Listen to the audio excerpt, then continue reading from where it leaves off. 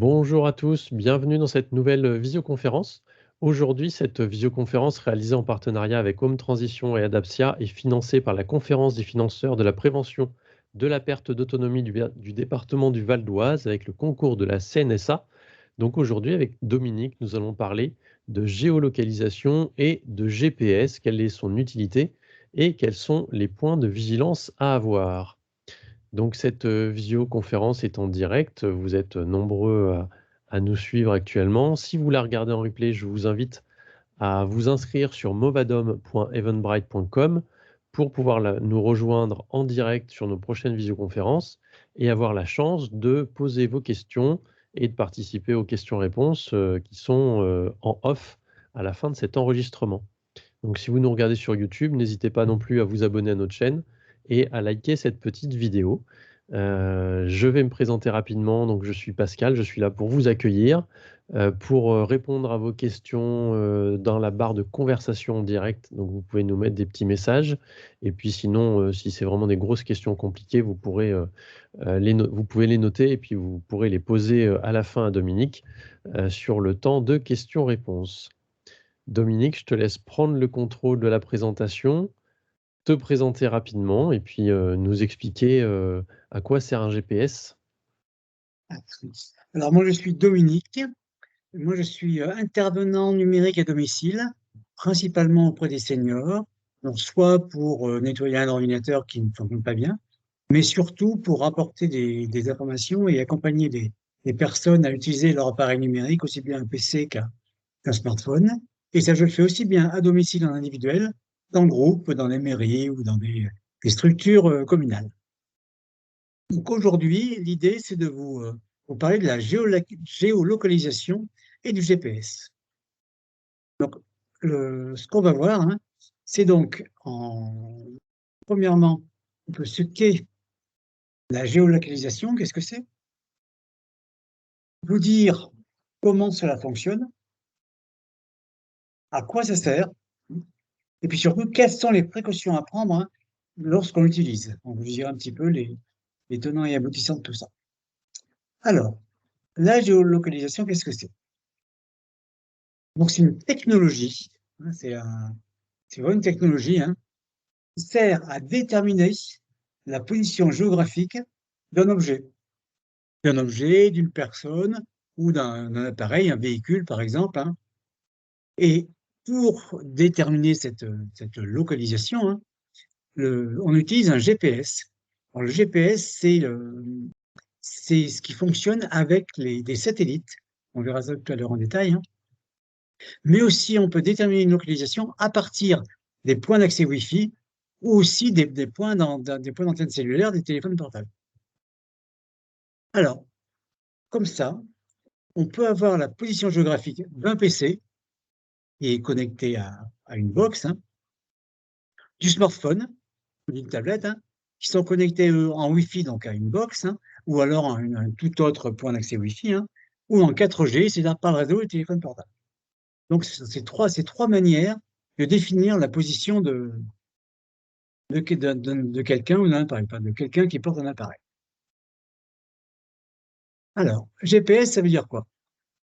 GPS, c'est donc un réseau de satellites, hein, qui sont en orbite autour de la Terre, hein, et on a de plus en plus de satellites autour de la Terre. Donc, notamment, bon, pour le GPS, il y en a beaucoup, c'est un système américain, hein, et maintenant il y a le système européen qui se met en place, hein. Alors, on a dans les appareils, donc dans les smartphones, et dans les tablettes, des fois. Dans les smartphones tout le temps, dans les tablettes, pas toujours, mais il peut y être, hein. Donc, ce sont des récepteurs GPS qui sont intégrés dans l'appareil ou dans un smartphone, dans une montre connectée, donc dans tout système qui veut capter le signal GPS, notamment en navigation. Il y a bien sûr sur les bateaux, des capteurs, hein, pour que les marins puissent se repérer facilement. Alors, on reçoit, quand on est quelque part, des signaux de plusieurs satellites, hein, qui sont disposés dans le ciel un peu partout, hein, et le récepteur, il calcule la distance qu'il y a entre lui et ce satellite, et avec ça, avec là, il y a un algorithme de calcul hein, qui va permettre de définir la position exacte de l'appareil, aussi bien en latitude, en longitude et en altitude. Par exemple, quand on parle d'altitude, ben, par exemple, si on utilise une application qui permet de savoir un altimètre, hein, des applications altimètre, et ben, certaines fonctionnent grâce au GPS, c'est-à-dire elles captent les signaux GPS et elles peuvent dire à quelle altitude on est. Alors,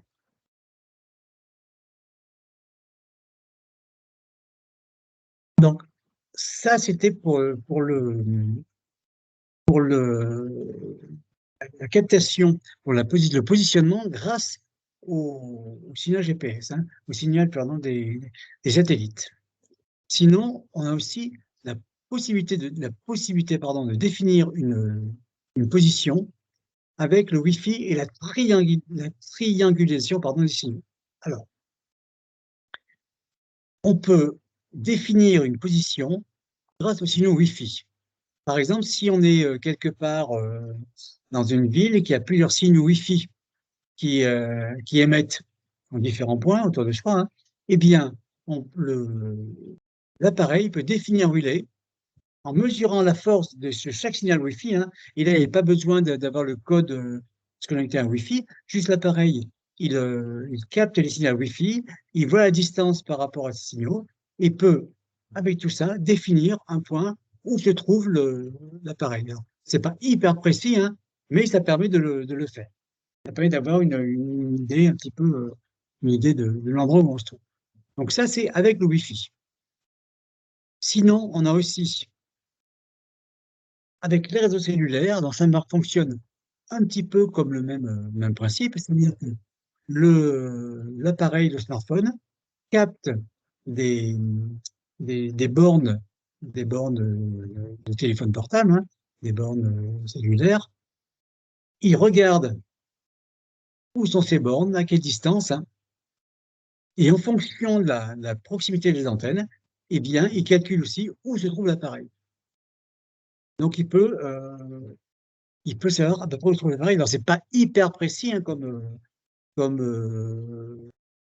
géolocalisation. Hein. C'est pas aussi précis que par le GPS, hein, mais ça permet d'avoir, parce qu'il y a des fois des signaux GPS qui sont pour des X raisons qui sont pas très nets, hein, qui sont pas très forts. Hein. Et dans ce cas, si ces signaux sont pas très forts, eh bien le smartphone utilise non plus les signaux satellites, mais les bornes cellulaires qui sont autour pour définir la position. Donc on voit que on a, donc, pour vous dire un petit peu en synthèse, hein, 3 méthodes pour qu'un appareil définisse où il est. Soit il utilise les signaux satellites, soit il utilise les Wi-Fi à proximité, soit il utilise les bornes des téléphones portables et les bornes cellulaires. Donc tout ça pour définir où se trouve l'appareil. Alors vous allez me dire, mais à quoi ça sert tout ça? Alors, comment on s'en sert? Premièrement, eh bien pour la fonction GPS, c'est-à-dire que quand on se déplace et qu'on va aller d'un point à un autre et qu'on ne connaît pas la route, eh bien on va mettre son GPS. Alors, soit le GPS, on l'a sur le smartphone, sur une application comme Waze ou Maps, hein, ou alors on a aussi des GPS qui font que GPS. Hein. Bon, maintenant, il y en a de moins en moins, c'est généralement c'est sur le smartphone, hein, mais on a aussi des appareils GPS qui font que ça. Donc, qui fonctionnent avec les positionnements satellites. Alors, ça peut aussi, là, bon, la première utilisation, pour nous se déplacer où on va. Mais aussi, ça peut servir à repérer un appareil. C'est-à-dire que je veux savoir où se trouve tel smartphone, et notamment qui appartient à telle personne, eh bien, je peux, bon, après, il faut une application et c'est pas automatique, hein, mais on peut suivre comme ça des personnes, savoir où elles sont, savoir où elles sont, savoir où sont, surtout où est leur téléphone. On repère des appareils, hein. Alors, on peut aussi faire des partages de position grâce aux réseaux sociaux, par exemple sur Facebook, hein, eh bien, on peut dire, voilà, sur Facebook, voilà, à quel endroit je suis, en le définissant grâce au GPS, et une autre personne peut avoir accès à cette information et savoir où vous êtes. Et comme ça, par exemple, quand on est dans une ville, eh ben, on peut se retrouver et on peut voir sur l'écran la position de chacun et l'avancement de chaque personne jusqu'à un moment où les gens se retrouvent, hein. Donc, ça permet de partager sa position dans un lieu. Et puis aussi, ben, on suit son activité, hein. Par exemple, si on fait de la marche, eh bien on peut voir quelle distance on a fait, hein. Et puis aussi, par exemple, un petit truc tout con, mais vous êtes dans la forêt, vous repérez un coin, un champignon. Eh bien, pour le retrouver, si vous revenez à 1 mois, 6 mois, 1 an, 2 ans après, vous le marquez, vous mémorisez cette position et vous pouvez revenir à cette même position euh, longtemps après. Alors ça, c'est une information qu'on partage pas, attention, hein. Et quoi, un champignon, c'est secret, hein. Et puis aussi, l'utilisation, on par contre maintenant, on n'est plus dans un but lucratif, hein. Quand vous passez à côté d'un magasin et que vous avez votre GPS activé, hein, eh bien, le magasin peut vous envoyer des infos, peut vous envoyer des petits messages, des promotions, hein.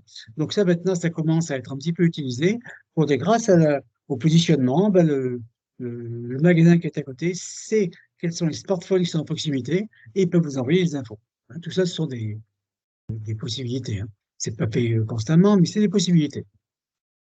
Donc, en fonction de où vous êtes, eh ben, on vous envoie des informations que j'appelle, on dirait, contextuelles. Alors, effectivement, une seconde, voilà. Alors, proposer des contenus adaptés à votre localisation. Alors, par exemple, quand vous êtes sur PC, vous pouvez avoir quand vous êtes sur PC, vous pouvez avoir des informations qui sont ciblées en fonction de la localisation géographique de votre PC, en fonction de ce que votre Windows, votre Windows 10, Windows 11, hein, c'est d'où vous êtes. Alors, par exemple, vous êtes dans les pages jaunes, vous demandez un renseignement. Quand vous êtes sur les pages jaunes, vous devez dire dans quelle commune vous voulez trouver la personne ou le professionnel. Ben, vous pouvez dire autour de moi. Et si vous dites autour de moi, votre navigateur va utiliser la position géographique mémorisée sur votre PC pour vous informer, pour vous donner des informations qui sont de proximité. De la même manière, Google ou d'autres systèmes, hein, d'autres navigateurs peuvent vous envoyer des publicités ciblées en fonction de votre localisation. De la même manière, les recherches que vous faites sur Internet peuvent être influencées et adaptées à votre localisation. Donc, sur PC, la localisation, ça permet de cibler les informations instituées, de les choisir, hein, en fonction d'où vous êtes. Sur tablette, smartphone et comme un PC, hein. Alors, par exemple, ce que je vous disais tout à l'heure, hein, vous pouvez recevoir des notifications lorsque vous passez devant un magasin. Et puis, la localisation est totalement nécessaire et indispensable pour les applications GPS. Maps, Waze, Maps.me, hein. Chaque fois que vous utilisez une application GPS, bien sûr, il faut la localisation, sinon ça ne pourra pas fonctionner, hein. Et puis, la localisation est aussi utile pour localiser mon appareil. C'est-à-dire que si vous voulez localiser votre appareil, c'est pas où il est, vous pouvez utiliser. Il faut bien sûr que lui, il soit localisé, donc la localisation soit activée, mais ça peut servir à ça.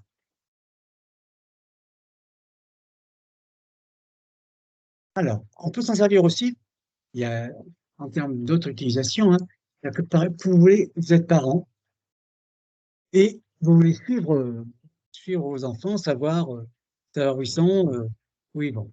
Alors, il y a beaucoup d'applications qui permettent une localisation familiale, hein. Alors, elles sont plus ou moins performantes et pertinentes, hein. Alors, j'ai repéré trois applications qui sont pas mal, hein. Il y a QS Studio, Park, FamiSafe, hein. Donc, des applications qui sont dans le téléphone des enfants, hein. Vous l'avez aussi sur votre téléphone, hein. Donc, bien sûr, il faut que l'application soit installée sur les deux appareils, hein. Et avec ça, vous pouvez toujours savoir où est le téléphone de votre enfant. Alors, je dirais pas où est votre enfant, parce que s'il passe à un copain, vous ne saurez pas, hein. Mais effectivement, hein, ça peut être utilisable, mais il faut aussi bien sûr que votre enfant ou petit enfant soit d'accord et qu'il joue le jeu, parce que sinon, ça ne marchera pas. Mais c'est une possibilité. Deuxième grosse utilisation, hein, intéressante, hein. Si votre téléphone est perdu, ou si on vous l'a volé, il est possible de pouvoir localiser votre appareil avec plus ou moins de précision, hein. Alors, Google et Apple proposent cette fonctionnalité, mais pour que ça fonctionne, il faut que la localisation soit activée sur votre appareil. Parce que si elle n'est pas activée, bien sûr, ça ne marchera pas, hein.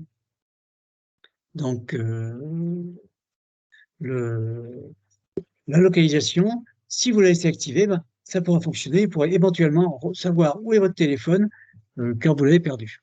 En sachant que si vous la volez, ben, la personne elle va très très vite enlever la localisation et faire en sorte qu'on ne puisse pas le repérer, hein. Mais on peut au moins voir peut-être l'historique de l'endroit où il a été.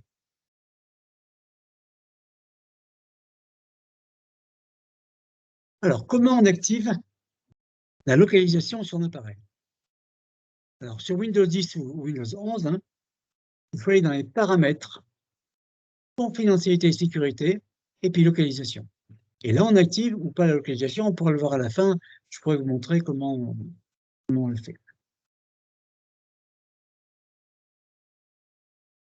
Sur tablette smartphone, il faut aller dans les paramètres et chercher le mot localisation. Et là, on peut activer ou désactiver. C'est dans les paramètres du téléphone, hein, c'est assez standard, hein. Et puis sur Mac, hein, iPhone, iPad, hein, donc on va dans Réglages, confidentialité et sécurité et service de localisation. Donc c'est un petit peu la même chose dans tous les appareils, hein. Il faut chercher le mot localisation et activer ou désactiver.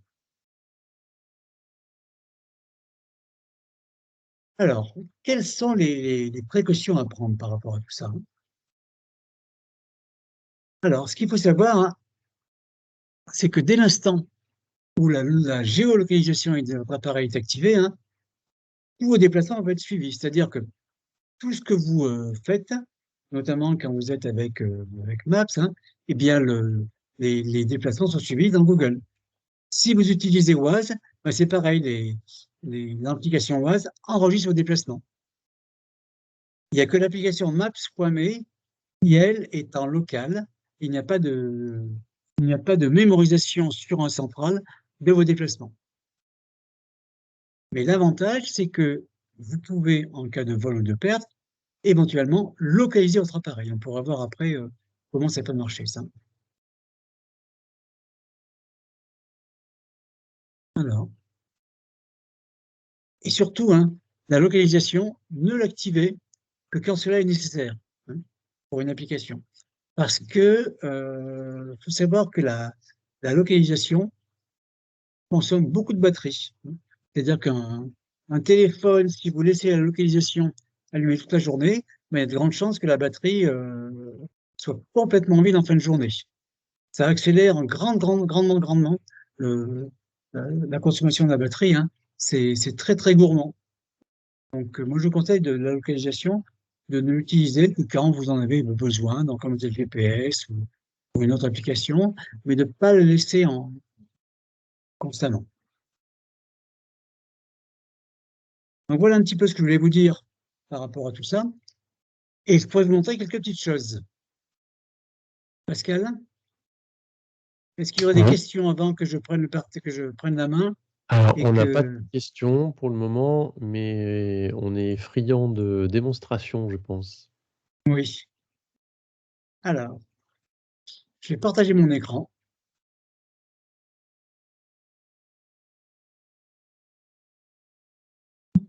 Et là, on a mon écran. Voilà. Alors déjà, on va aller voir dans les paramètres Windows. Là, je suis avec Windows 11. Hein. Donc, je vais dans les paramètres. Et pour voir le paramètre de localisation, je vais dans confidentialité et sécurité. Et là, après, je descends sur localisation. Donc là, moi, mon paramètre de localisation est désactivé, donc je l'active. Et je permets aux applications d'accéder à la localisation. Alors après, je peux choisir les applications que j'autorise. Hein. Teams, paramètres. Par WhatsApp, je peux dire que si j'utilise WhatsApp sur mon PC, ben je peux. WhatsApp peut savoir où je suis. Hein. Alors moi, je sais que je ne suis pas très friand de dire constamment où je suis, mais c'est possible. Hein. Et là, vous voyez ici aussi, vous pouvez avoir sur votre PC l'historique des emplacements. C'est-à-dire que le PC enregistre l'historique des emplacements et vous pouvez régulièrement l'effacer. Donc là, j'ai mis OK. Alors maintenant, je vais aller sur Internet, je vais aller sur les pages jaunes. Alors les pages jaunes, par exemple, je vais chercher un menuisier, par exemple. Menuisier. Et là, vous voyez, vous avez ici, soit je mets un nom, soit je mets autour de moi. Donc, je mets autour de moi. Donc là, il faut que j'autorise. Ici, les pages jaunes me demandent connaître votre position, mémoriser ma décision jusqu'à ce que je ferme le site. Alors moi, je vais faire autoriser, mais jusqu'à ce que je ferme le site, de manière à ne pas laisser une autorisation constante du fait de connaître ma localisation. Donc, je vais autoriser autour de moi. Voilà. Donc j'ai menuisier autour de moi et je valide. Alors, il faut savoir que la localisation donc, de mon PC, hein, c'est fait par rapport au Wi-Fi. Donc ils me disent qu'il n'y a pas de menuisier autour de moi. Alors je cherche autre chose, par exemple, je cherchais un médecin. Médecin, généraliste. Autour de moi, je valide.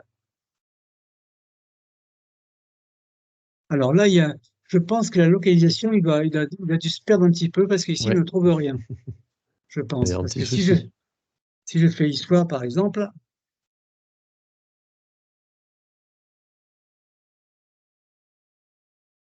voilà, il en trouve.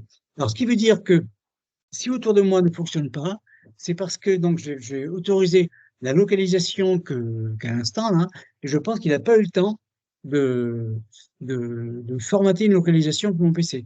Vu que c'est pas vraiment en direct avec le GPS, hein, que c'est fait par le Wi-Fi, il ne trouve pas directement.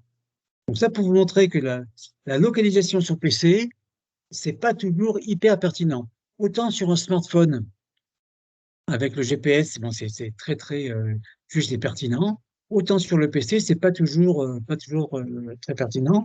Et la localisation, il la calcule par rapport aux connexions Wi-Fi. Donc il est possible que ce soit pas très précis. Hein. Je vous montre aussi, par exemple, dans le même exemple, sur le Bon Coin. Bon Coin, par exemple, je vais sur le Bon Coin.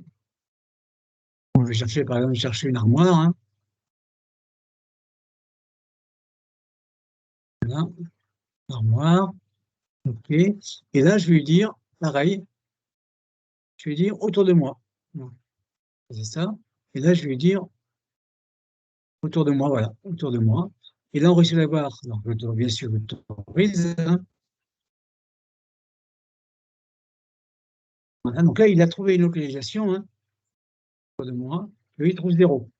Donc, effectivement, la localisation de mon PC, hein, pour l'instant, ça n'a pas fonctionné. Alors, je vais retourner dans les paramètres. Donc là, ici, service de localisation, voilà. Alors, je pense qu'il faut que je réinitialise localisation par défaut. Oui, donc il n'arrive pas à trouver où je suis. Et là, il n'aura pas de... Voilà. Là, il faudrait que je puisse aller dire où je suis. Et là, ça devient un petit peu compliqué Donc moi, ce que je vous conseille, hein, c'est de ne pas trop l'utiliser, sauf qu'au bout d'un petit moment, il va savoir où vous êtes. Mais vu que c'est pas très précis, pour moi, sur PC, c'est pas très pertinent. Il vaut mieux dire carrément où vous êtes. Hein. Si ben, je dis par exemple, Clermont-Ferrand, je mets la ville où je suis et là, ce sera beaucoup plus pertinent. Bon, ici, j'ai mis l'annonce. Donc voilà, donc sur PC, la localisation, c'est pas non plus d'une pertinence absolue. Il n'y a pas Par trop contre, d'intérêt non plus sur un PC un PC fixe bah oui, qui est à la bien sûr, maison, on sait bien où on sûr. est, quoi. Voilà, exactement. Tout à fait. Alors que sur un smartphone, ben, quand on a itinérance, c'est quand même beaucoup plus pertinent. Alors, une autre chose que je voulais vous montrer aussi, c'est que si on va sur son compte Google, hein, par exemple, donc je vais aller sur mon compte Google là, pour vous montrer un petit peu à quoi ça ressemble quand on cherche son téléphone.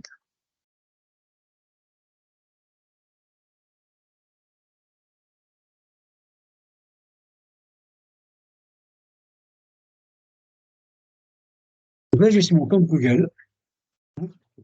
Là, je vais aller sur le compte Google. Et là, je vais aller sur localisation.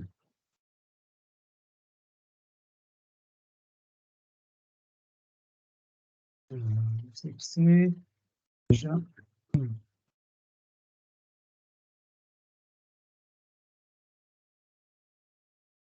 La localisation. Localisation. Alors, quand on ne trouve pas comme ça, hein, on peut utiliser le petit moteur de recherche à l'intérieur. Hein.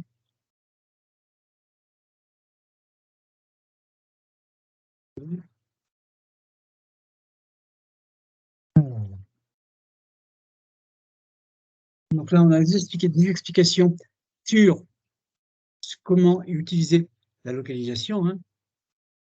Il en a géré les paramètres de localisation de votre appareil Android. Donc là, on explique, vous avez des explications sur comment fonctionne la localisation et qu'est-ce qu'on peut en faire.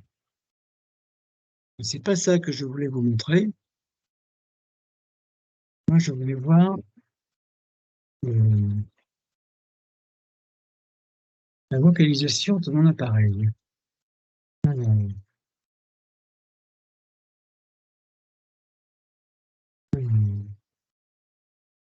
c'est pas ça.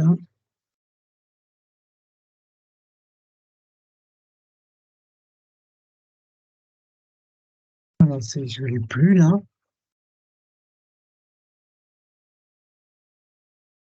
Je ne l'ai plus.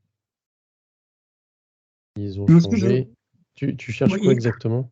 alors, quand on va dans son compte Google, où on peut retrouver son smartphone, son appareil.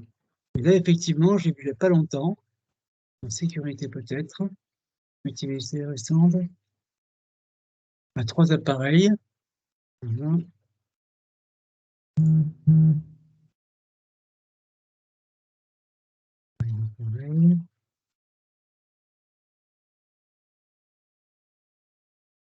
Non, j'ai plus la fonctionnalité.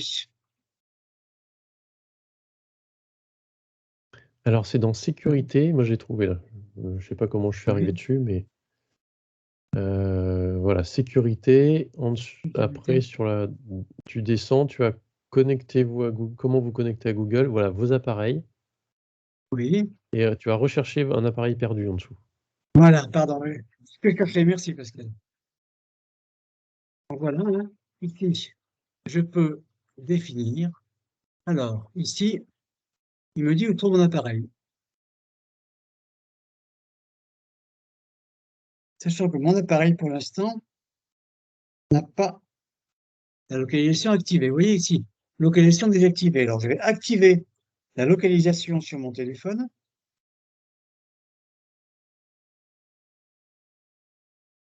Et je pense qu'il garde en mémoire la dernière localisation. Tout à fait. Complètement.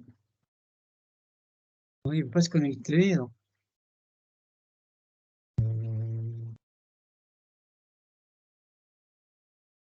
donc ça, effectivement, quand on fait des petites choses comme ça, hein, il y a toujours des temps de latence.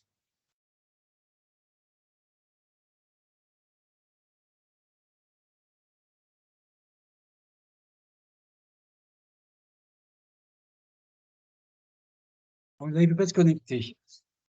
Non. Normalement, ici, on devrait avoir sur la carte la localisation de mon appareil.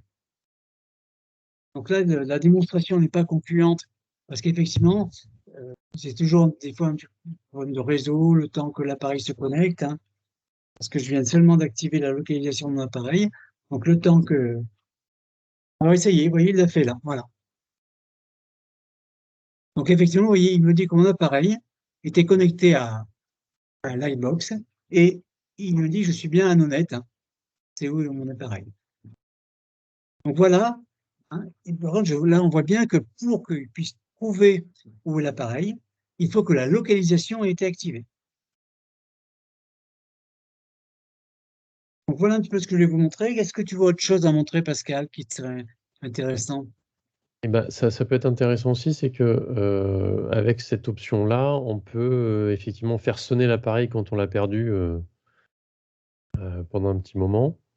Ça peut Oui, être bien pour les personnes qui savent plus où ils mettent leur téléphone portable. c'est vrai, Et c'est vrai. puis, on peut, alors il me semble que la géolocalisation n'est pas obligé de l'activer sur l'appareil, mais que depuis l'ordinateur avec Google, on peut l'activer, il me semble. Alors ça, je sais pas bien, parce que là, je n'ai pas vu Non, peut-être pas. le... Je sais qu'à Je une pense époque, on pas, hein. pouvait le faire, mais c'est vrai que les choses changent euh, au niveau des textes de loi et du coup, Google est obligé de se mettre à jour. Ce qui est intéressant aussi, c'est qu'on peut, si on s'est fait voler son téléphone et que là, on sait qu'on se l'est fait voler, on peut le bloquer. On peut effacer aussi les données de l'appareil si vous avez des données sensibles Ouais. dessus et que les gens, vous avez peur que les gens puissent accéder à ce qu'il y a sur votre téléphone portable, vous pouvez tout supprimer. Complètement, ouais. Ça, c'est des options à activer dans le téléphone. Alors, Voilà. ces choses de géolocalisation, effectivement, nous dit Pierre, ça a d'autres utilités que sur le téléphone portable ou sur l'ordinateur. Il y a des appareils, tout un tas de petits gadgets maintenant pour les enfants, pour mettre sur les colliers des chiens. Je vais repartager la Oui. présentation, ce sera mieux. Euh, des petits gadgets souvent fournis par des marques connues qui sont des petits porte-clés qu'on met et qu'on connecte à un téléphone et ça permet de géolocaliser les choses. Complètement, oui. On peut mettre ça sur un porte-clés pour éviter de perdre ses clés, sur une voiture quand on ne sait plus où on s'est garé, ou Oui. pour les colliers des chiens aussi. Oui, ça serait beaucoup, comme oui, pour les colliers des chiens, c'est quand même pas mal, ça. Avec carrément des alertes si le chien dépasse si le chien sort du cercle où il est autorisé à aller. Alors, il y a la même chose pour les enfants. Oui. J'ai un copain qui avait mis ça en place en région parisienne. Il avait une alerte quand les enfants quittaient la maison. Il avait une nouvelle alerte quand ils arrivaient à l'école. Et puis, même sens pour le retour, il savait quand les enfants avaient quitté l'école et il savait quand les enfants étaient rentrés à la maison. Par Il contre, y il a, faut il y bien a- que oui, faut que il y ait que l'appli soit installée, bien sûr, sur l'appareil et que la localisation soit activée, hein. Oui, bien sûr. Pierre, si, ça peut marcher aussi pour les époux et les épouses, hein. Mais après, c'est source de Oh, bah, conflit. tout à fait. Euh, Dans les couples, l'espionnage du conjoint, c'est pas rare qu'on voit ça, hein. la localisation sur les smartphones, alors il y a enfin, il y a quelque chose de plus ou moins précis en fait. On peut dire quand on active les paramètres de localisation sur son téléphone mobile, on peut dire localisation exacte ou localisation approximative. Ça dépend ça dépend Ça dépend des l'appareil téléphones, que je vous pense. avez. Ça Ouais. dépend de l'appareil que vous avez, hein.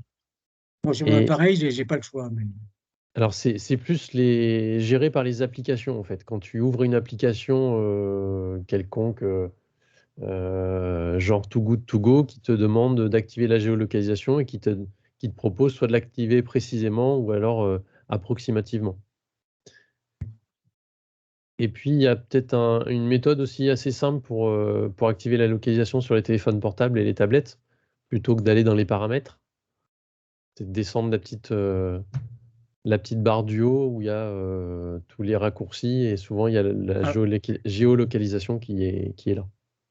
oui, tout à fait. En fait, c'est les paramètres, mais c'est un accès rapide aux paramètres. Voilà, c'est ça.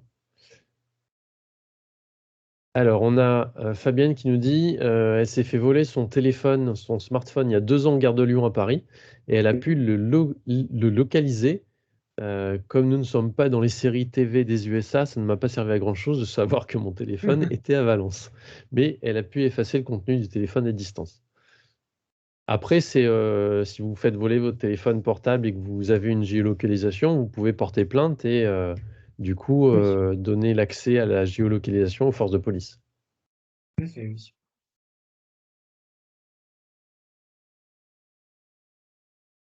Mais au niveau d'avoir accès aux données, hein, ça, c'est vrai, il faut qu'a priori, on est sur l'appareil, on dit j'autorise l'accès à distance.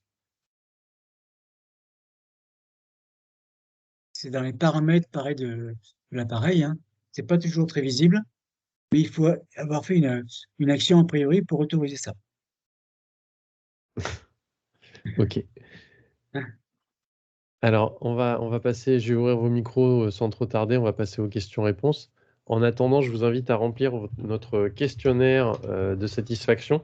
Je vous mets l'adresse dans la barre de conversation. C'est go.movalam.com/questionnaire, il me semble.